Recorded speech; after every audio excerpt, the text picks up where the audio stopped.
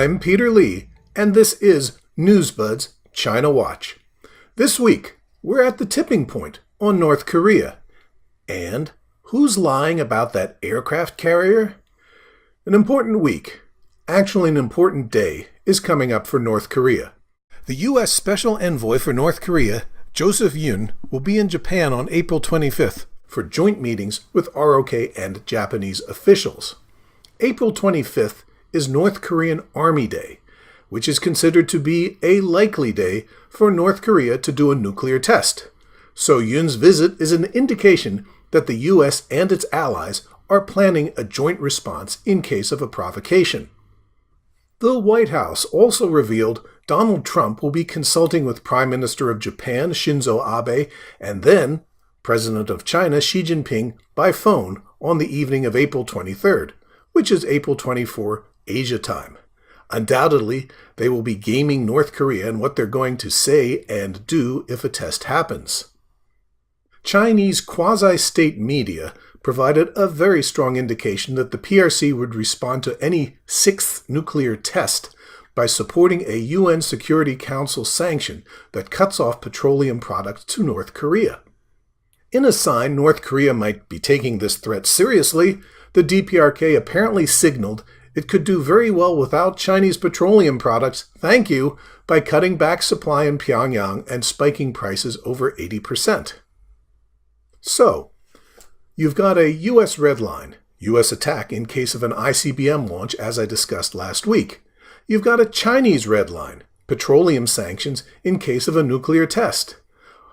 Where's that leave things? As far as China is concerned, it wants the U.S. to negotiate with the DPRK. As far as the DPRK is concerned, it says it won't negotiate as long as Washington refuses to abandon its hostile policy towards Pyongyang.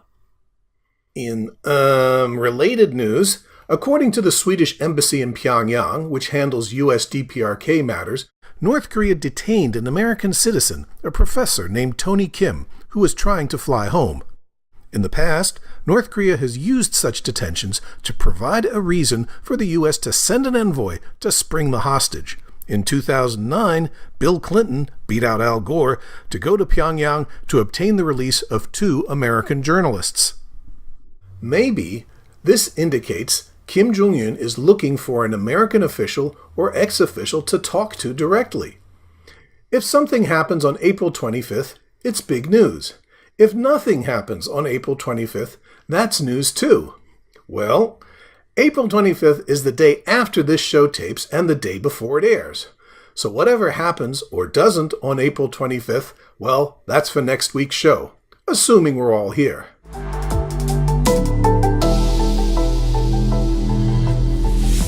Meanwhile, let's talk about the big deal from last week. Who's lying about the Carl Vinson? This Carl Vinson, the aircraft carrier, and its associated carrier strike group. If you've been following the news, you know there was a big kerfuffle over the Carl Vinson's location. Trump said it was steaming toward North Korea as a show of force to demonstrate that his administration is serious about confronting Kim Jong-un. Then it turned out the Carl Vinson was nowhere near Korea. In fact, it was down by Australia. Immediate takeaway in Never Trump American media, Trump is a liar and an idiot. He doesn't know where his aircraft carrier is. The South Korean press and presidential candidates picked up on this theme, and it became a big international to-do. Let's unpack this a little bit. Team Trump weren't the only people bragging about the Vinson. A bunch of people in the U.S. military said it was headed north. Important people. Exhibit A. April 9, announcement from the U.S. 3rd Fleet. Admiral Harry Harris, Commander, U.S. Pacific Command, has directed the Carl Vinson Strike Group to sail north and report on station in the Western Pacific Ocean after departing Singapore April 8th. Exhibit B. News confirmed by U.S. defense official to CNN. A U.S. aircraft carrier-led strike group is headed toward the Western Pacific Ocean near the Korean Peninsula, a U.S. defense official confirmed to CNN. That's on April 8th. On April 13th, the official story was still that the Vinson was headed toward North Korea. Then, on April 17th, the publication Defense News pointed to a picture that on April 15th, the Carl Vinson was 3,000 miles away from the Korean peninsula, in the Sunda Strait, down by Indonesia. Pacific Command's only official comment on the controversy was tweeting a 70-year-old cartoon showing Admiral Halsey rebutting some fake news, in this case Japanese propaganda that it had driven the Third Fleet out of the Western Pacific in 1944.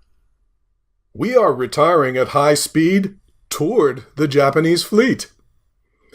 In an embarrassing situation like this, what does the Navy do? It turns to the New York Times motto, "The truth is under attack." On April 20th, the New York Times published, "Trump unleashes the generals. They don't always see the big picture." It places Admiral Harry Harris at the center of the Carl Vinson narrative. Don't let the title fool you. Admiral Harris is the ultimate big picture guy in Asia. Admiral Harris is the commander of PACOM, United States Pacific Command. He is responsible for U.S. military operations over half the world's surface, from the U.S. West Coast over to India and up and down to the North and South Poles. He's an admiral because PACOM's headquartered at Pearl Harbor in Hawaii and has got lots of ships, and it's always run by an admiral. But all the U.S. Army, Marine, and Air Force units in the region report to him, including U.S. Army Korea, all that stuff in Japan, as well as the Pacific Fleet with the carrier strike groups and the submarines. That's 375,000 people. He's got his own intelligence service. He's also hands-on in managing the U.S. military relationship with treaty allies. That's Japan, South Korea, the Philippines, Australia, and Thailand. In the Roman Empire, this kind of guy was called a proconsul. You can call him Admiral Harris. And Admiral Harris knows where all his aircraft carriers are, even if Donald Trump doesn't. So, what's the story about Admiral Harris and the Carl Vinson, according to the New York Times? It goes like this. When Admiral Harry B. Harris, Jr., the military's top commander in the Pacific, ordered the aircraft carrier Vinson to sail north from Singapore this month, he was oblivious to the larger and incorrect impression that he was rushing a naval strike force to confront an increasingly belligerent North Korea. Navy officials said the main reason for issuing the release was to alert the families of thousands of sailors that Admiral Harris had also canceled a port call for the ships in Fremantle, Australia, where many relatives were planning to meet their loved ones. Admiral Harris feared that images of sailors on shore leave would be unseemly at a time when North Korea was firing missiles, Navy officials said. But the news release omitted any mention of a secretive naval exercise with Australia that Admiral Harris never meant to suggest he was canceling, Navy officials said. So, are we to understand Admiral Harris, in the words of the New York Times, was oblivious to Trump administration plans for the Carl Vinson off Korea and simply announced the Vinson was sailing to the Western Pacific in order to have an excuse to cancel an unseemly port visit? Really? This is weak, even by the standards of totally in-the-tank national security reporting. How can I be so bold as to say this?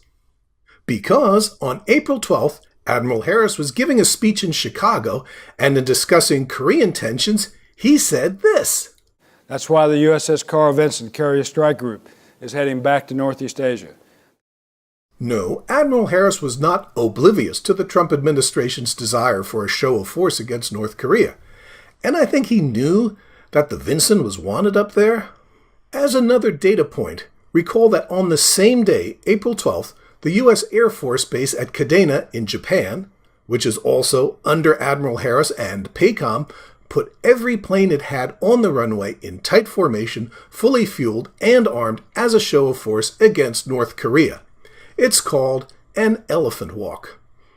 The unavoidable inference is that PACOM knew it was tasked with making a big show of force to communicate U.S. resolve on North Korea, and the Vinson was supposed to be part of it.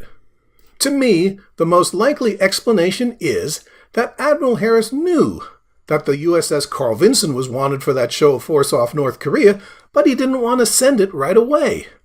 Why not? Well, my understanding of PACOM's priorities are something like this. PACOM's most important relationships are with the militaries of treaty allies in the Pacific.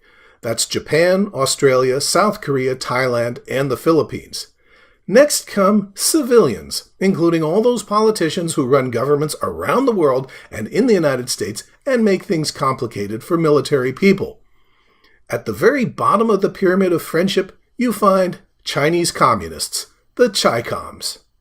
Admiral Harris is very much the China hawk. He sees his job as fighting a never-ending battle against PRC expansionism and aggression in Asia, and to be prepared to fight and win a super, mega, colossal war with China for the future of the world, if necessary.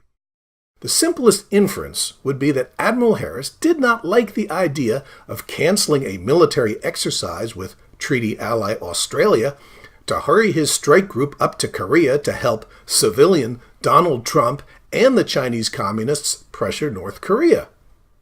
Simple peek, in other words. Trump can't order up a carrier group like a pizza, especially to serve the Chi-Coms.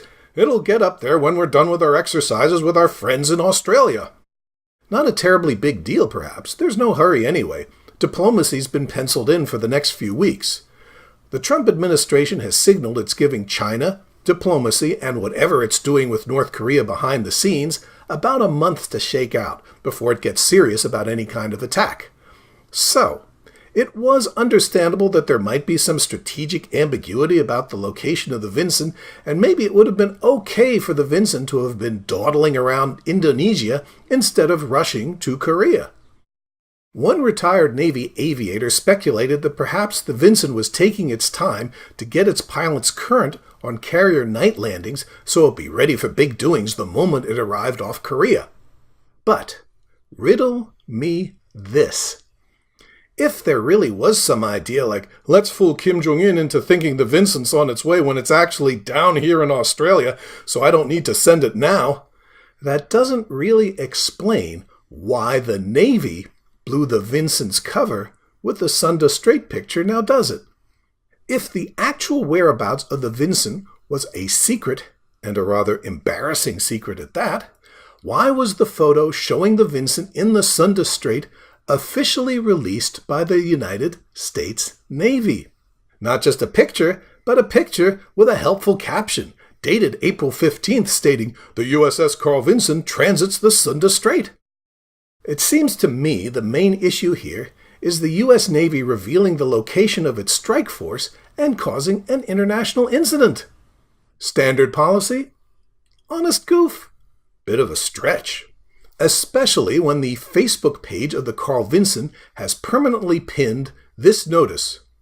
Loose lips sink ships. Any discussion or speculation of the ship's location or anticipated import dates before they're officially released may result in revocation of access to this page. Remember, the bad guys do follow our Facebook page too. Because Newsbud viewers deserve the best, I queried the U.S. Navy Media Center about this, and they answered.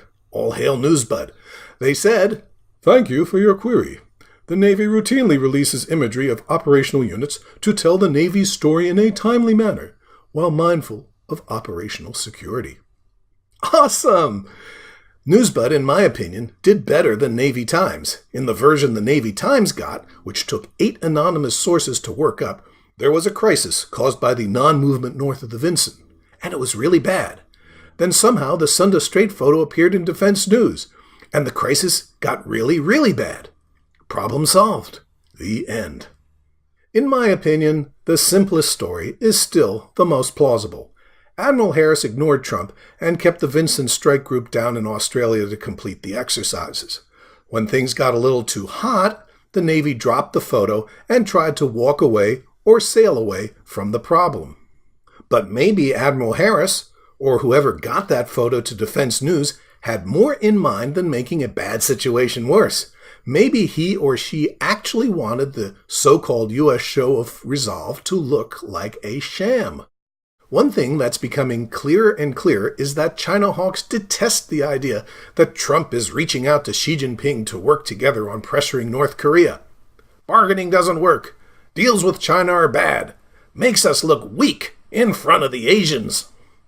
Maybe to the hawks, sabotaging what they see as a flawed gambit to solve the Korean nuclear conundrum is an acceptable price to pay for making sure U.S.-China policy is not fatally polluted by appeasement. It wouldn't be the first time. On the last day before Truman relieved him in 1951, Douglas MacArthur tried to spread the Korean War into China to keep it from flaming out. You can get the details on this little-known chunk of Asian history, and much more if you join Newsbud and go behind the paywall to view this week's episode of Asia Brief, Annals of Insubordination in Korea. That's a teaser, folks. Maybe Admiral Harris, like everybody else in Washington, knows that Kim Jong-un wants to tilt toward the United States, and he thinks it's ridiculous to involve China and let the PRC gain credibility in Asia, both as a regional power and a U.S. partner, by being part of a win on North Korea. The good news is, if you're a fan of civilian control of the military anyway, is that now the Carl Vinson apparently is really heading toward Korean waters. There's also confirmation that 2 Japanese destroyers will join the Vinson Carrier Strike Group for exercises along the way. But no confirmation as yet U.S. and Japanese forces will jointly sail off North Korea. Anyway, we'll see. If Admiral Harris wants to shut down the China track on North Korea, it's probably going to happen. Asia is PACOM's world. We just live in it.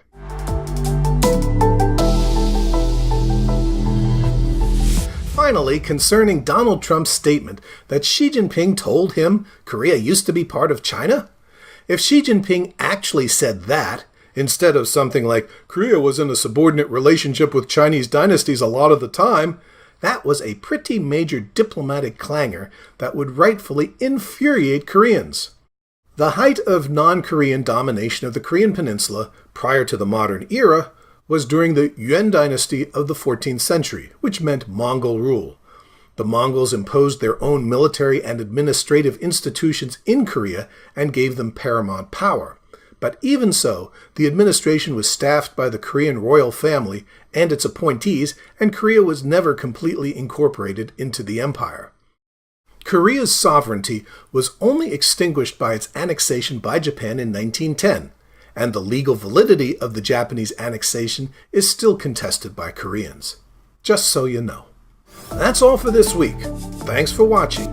If you're watching this on YouTube, go to newsbud.com, where you'll find exclusive content available only to the Newsbud community, including my Asia Brief reports and the opportunity to interact with me on the China Watch show pages. You can also enroll in the Newsbud Academy for Dr. Philip Kovacevich's course on U.S. Anglo-Russian geopolitics. See you there. I'm Peter Lee for Newsbud's China Watch.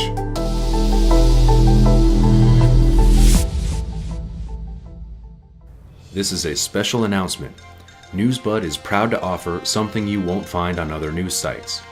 Welcome to Newsbud Academy.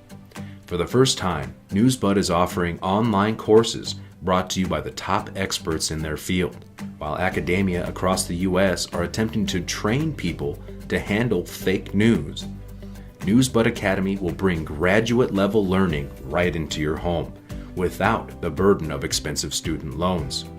Newsbud Academy is for everyone.